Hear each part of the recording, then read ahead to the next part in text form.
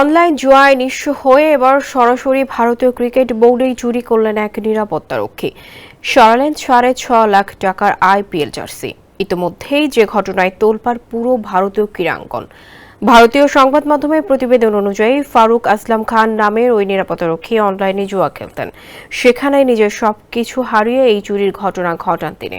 Police জানিয়েছে, গত 13 June BCCI এর অডিটের সময় 261টি জার্সির হিসাব না মেলায় সন্দেহ জাগে, যার প্রতিটির মূল্য ছিল প্রায় 2500 টাকা।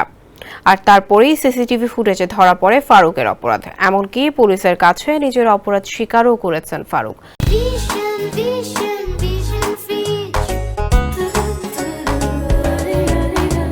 আর চুরির সেই জার্সিগুলো হরিয়ানার এক অনলাইন ব্যবসায়ীকে ঘর খালি করার কথা বলে বিক্রি করেন তিনি। যদিও বিক্রির অর্থের পরিমাণ জানা যায়নি, তবে ইতিমধ্যে 50টি জার্সি উদ্ধার করা হয়েছে। এ ঘটনায় ফারুকের বিরুদ্ধে আইনগত ব্যবস্থা নিচ্ছে পুলিশ এবং বোর্ডের নিরাপত্তা আরও জোরদারের বিষয়ে নজর দিচ্ছে বিসিসিআই।